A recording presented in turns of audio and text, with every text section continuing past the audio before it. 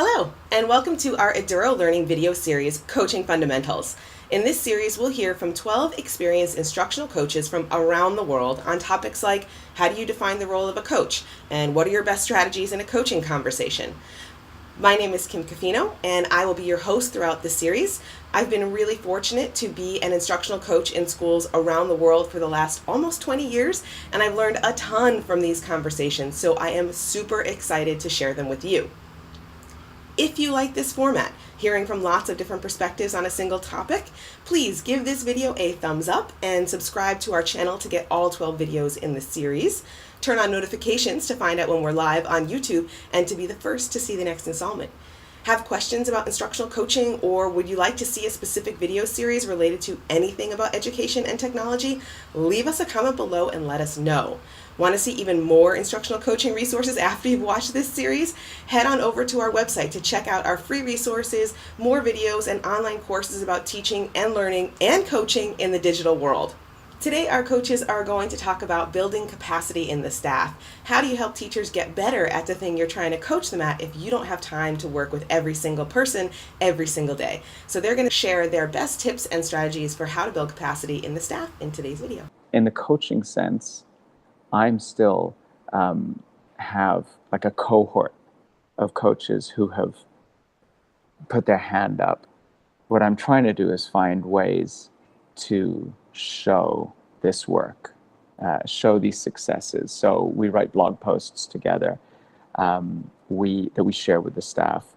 And any staff meeting, we try to get 5 minutes at the beginning to show a little bit of what we've done. And we work with ESD standards. So also we kind of advertise those and give illustrations of what they look like in these classes.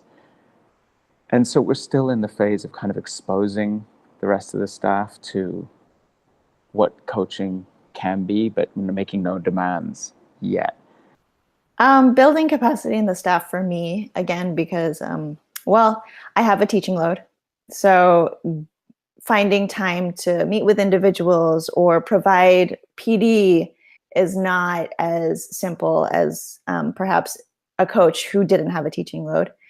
But the way that I try to do things is actually just kind of pushing out ideas, materials, content digitally. And I'm finding that it's actually working in our setting. Because, for example, we have been big on responsive classroom. We've had the trainers come in, I've been to trainings, the homeroom teachers have had intense training. And then as a part of a school-wide goal, specialists are supposed to get into morning meeting across the grade levels that they work with. And because morning meeting is such a huge part of responsive classroom. And because of that, I've been able to come up with materials and strategies to implement thinking around the use of technology, digital citizenship, coding, that sort of stuff into morning meeting. I created the materials. I did run a PD, but not many people could come. And so I just pushed the materials out. And then I had an influx of, that was great, I'm going to use it tomorrow. And so I think for me, it's a lot of like seeing what the school goals are and seeing if I can create tools that teachers can see quite easily their possible implementations in their own setting. And they usually take it on if they're interested in it. So yeah, it's worked okay so far. One thing I've done is I took the fishbowl approach from KIS that we developed, and I've made a mini version of it here, which is also kind of interesting because Ben's done the same thing at SAS, and Steve's done the same thing at ISKL. And so, I'm stretched pretty thin, so I've kind of modified it. But on Mondays and Tuesdays, I'm available for appointments all day, basically, except with the exception of a couple meetings I have and some other permanent kind of like ongoing appointments I have. Tuesday as well, I also position myself in the elementary school the whole day so that I'm here and people like see me more and they get more access. And then on Wednesday, Thursday, Friday, I have regularly scheduled sessions in a place I call the Zone for people to come and get training. And then I'm always available. People know for in-class support. And I've dozens of times already this year, I've had people say like, hey, I'm using this new tool. I just want an extra set of eyes. Can you just come in and be in the room and help me? Or, can you come and actually come teach forms? And then after that, I'm fine with the content, but I don't want to actually have to struggle to teach it. And we've been a GC school for a while now. So like the students themselves are kind of familiar with all the tools except for the new kids. And so I have been running a couple like short like mini boot camps for students that are brand new to our school and like have never used Google before, just to kind of acclimate them to like, this is what you're going to be seeing. This is how this culture is going to work. Um, so I guess a multiplicity of ways, kind of like available for whatever, but definitely I think appointments have been really, really strong this year. Like that's been a good addition. When I was coaching in middle school, I had 90 teachers that I was coaching. You can't really coach all 90 teachers at once. So how do you build capacity in everyone? Great question. So I think here are a couple of things that we found successful at our school. One, we, as much as possible, facilitated sharing between teachers. So sometimes that was just me as a coach saying, hey, you know what I saw in, Mr. Smith's room? He was doing this and you kind of both have a similar struggle. I wonder if it would work for you. That's a really simple one. But we also at staff meetings would organize, I'd maybe get 3 or 4 teachers to popcorn and I wouldn't even let them make a slide or anything. It would literally be, kind of like, you have 2 minutes. I just want you to share this project that you did that you had success with. And so, yeah, I got a lot of feedback from teachers how much they loved hearing from other teachers. And then something that's a little bit more involved that our teachers loved was facilitating some sort of teachers teaching teachers workshop. So we would have late start mornings where we'd have 2 hours. So we would basically set up a little mini conference where we'd get teachers to present for 45 minutes and we'd repeat. And then for those, I wouldn't present. I would just facilitate all the teachers sharing. And I think it was wonderful because 1, everybody got to hear from people. The feedback was amazing. But 2, I would convince teachers that were like, I'm not a tech teacher. I'm not going to present for your little tech morning. And I would say, no, you are doing amazing things with Google Docs and your ELA classroom, and people need to see this. And then those same teachers would come back to me thanking me for pushing them because it allowed them to reflect on their practice. And so those are a few things that worked well for us at our school. In the beginning, the first couple of years I was here, myself and one of the educational technology specialists, we started running just drop-in sessions after school. We just advertised what we were going to do at the beginning of the week, and we started doing it 1 day a week. And then because there are after-school clubs and things like that, we then started doing it 2 days a week.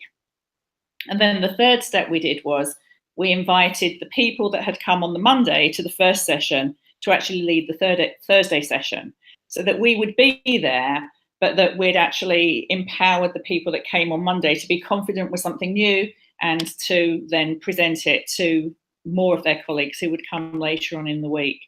And I would say that's been a great strategy. It's something that it wasn't mandated, people could come or go as they wanted to, but we had a really good turnout for that because people found it incredibly useful. I think in order to build capacity, it's really finding those cheerleaders who maybe don't always have a voice or who haven't been asked to lend their voice.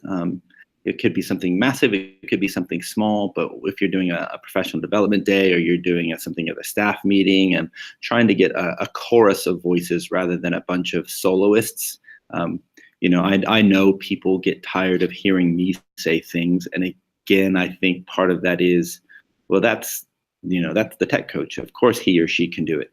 When you can get your classroom teachers who are like, I had this success doing X, Y, or Z, whether it's big or small, right? That gives them an air of confidence that what they're doing is relevant and important, but it also, because it's from a different voice and it's at a different tone and it's at a different level, it gives the rest of the staff the feeling that, oh, I can do this too. And, oh, this is really working. And once you start showing some of those small successes, then you start getting more and more people who are willing, who may have been a little bit unwilling to begin with, who are willing to sign up because they can see the results. So you start with those few, right, that are the kind of initial soloists, and then you have to slowly build your choir as you go. Well, building capacity is, I think, really one of the big jobs of a coach. You want to make it so that the work is happening all the time, and it's not just happening when you're in the classroom or when you're working with teachers. Something recently, as I said, I've just started a new school, so it's a easy thing for me to recall. Well, we began doing digital portfolios with Seesaw, and there were a few early adopters. So of course, working with the willing and taking those early adopters really helped.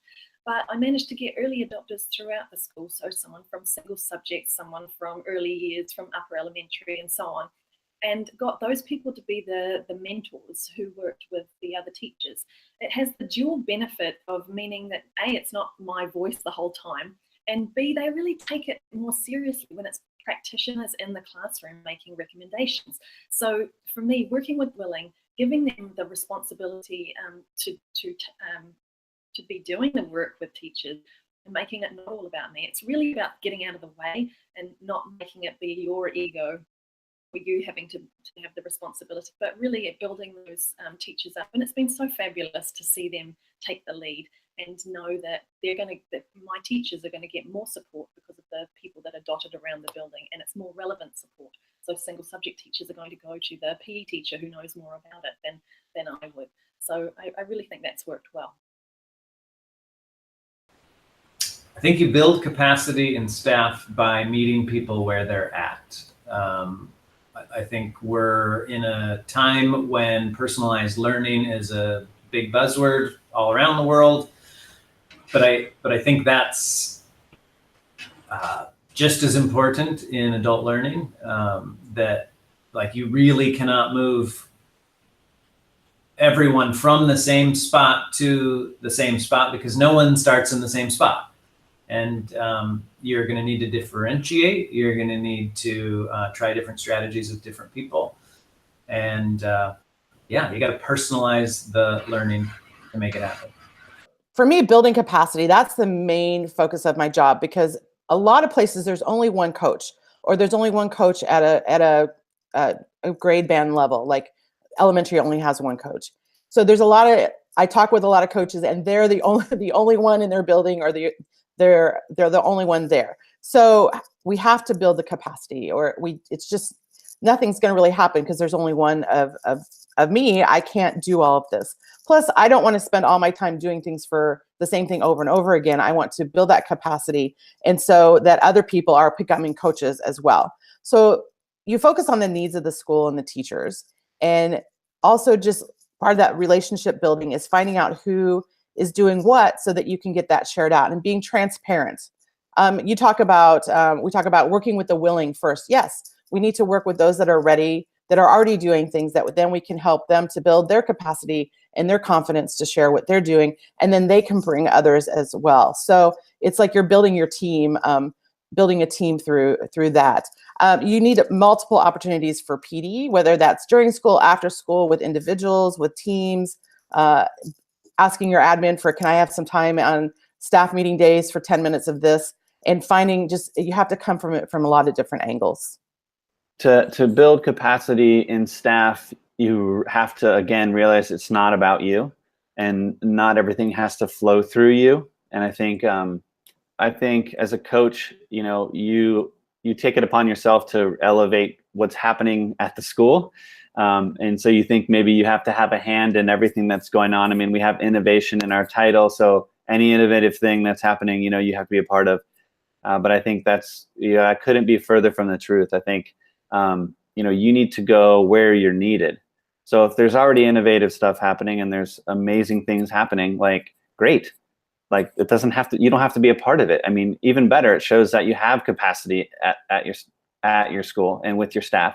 And so for you to identify, what are the drivers that are working in that situation, and what are the resources that are already there that I can tap into and connect other teachers with, and then working with your staff to understand who has a high capacity in those drivers to begin with, and those are sort of your partners, right? And so you're identifying what are the things that I need to do to help. What are the things I need to remove to allow this person to really move forward? And so they become sort of like almost peer coaches, right? So even though they're in the classroom, and they hold the most weight too, because they're doing it every day. And so as other teachers see that it can be done and it is being done, and sort of how to do it in their context, I think that's really powerful. It's a great way to build capacity. I think having a clear message as well. I kind of mentioned the vision earlier, but really demonstrating what does it look like? What are we actually trying to achieve? And I think if everybody can see that, then everybody knows what it looks like. So then when someone comes to you, they have an idea of what they want to work with you about. And so as you work with one teacher in 1 year level, they're going to work with, their team, depending on like the setup. We all have team leaders or, coordinators or whatnot. And I think if you set up that person at that year level as like the lead learner and maybe the lead in instruction, then you can work with that person, and they should have a finger on the pulse of their team. In order to build capacity in your staff, first and foremost, you have to see it. And I think one of the things that really makes that easy is to see your colleagues in action. And that might not be necessarily them teaching a lesson. It's maybe like coaching a sport alongside of someone or doing some service learning within a group. I think the more access you have to actually witness the capacities there, that's going to allow you to build on it.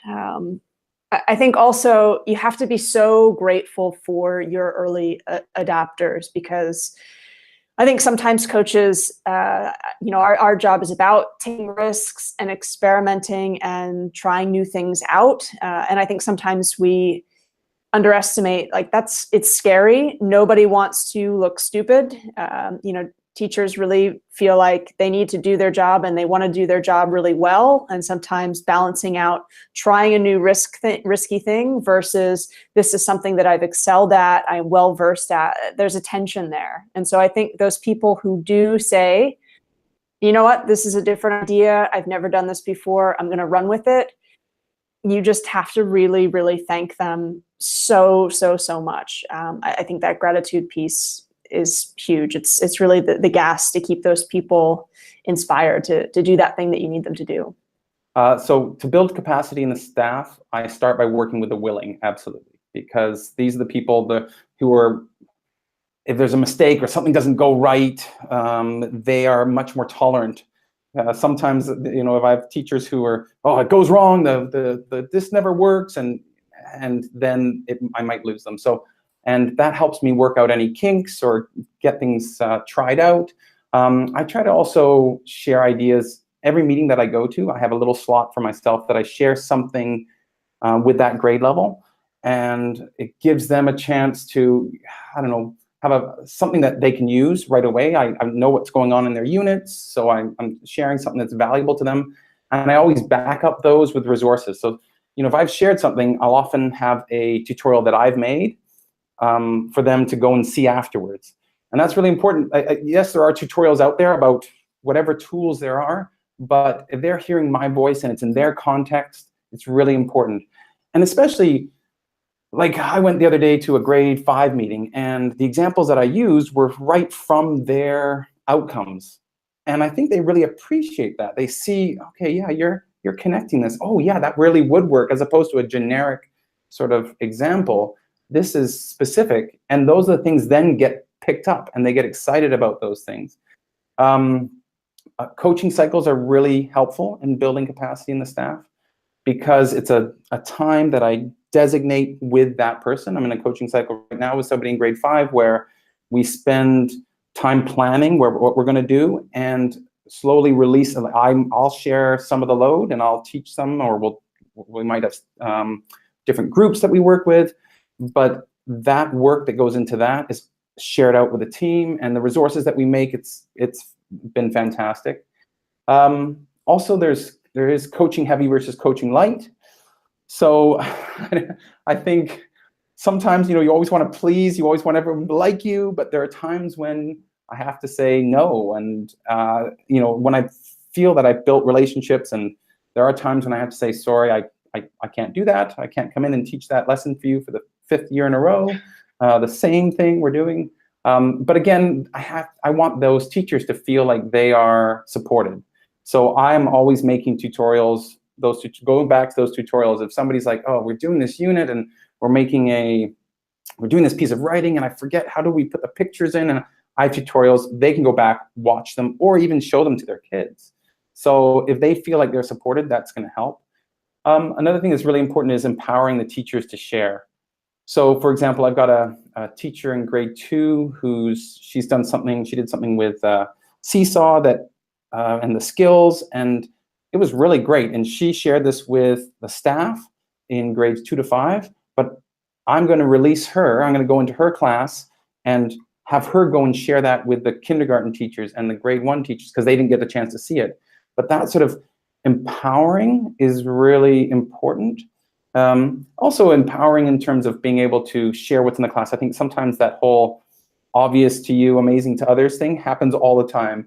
I was in another teacher's class where they had made this MRT sign of like different words and different ways to start sentences. And I thought, wow, that is so cool.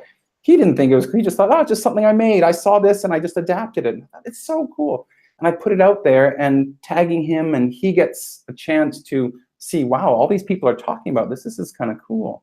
So that helps definitely build capacity. So many great strategies and ideas and tips for building capacity in your staff. It's challenging to be maybe the only coach in your building or in your school, and hopefully this conversation today will have given you lots of ideas for how you can build capacity with the teachers in your school, building, or district. If you enjoyed today's conversation, please head over to the Eduro Learning website at edurolearning.com to check out more great resources for coaching and parenting and teaching in the digital age. See you there.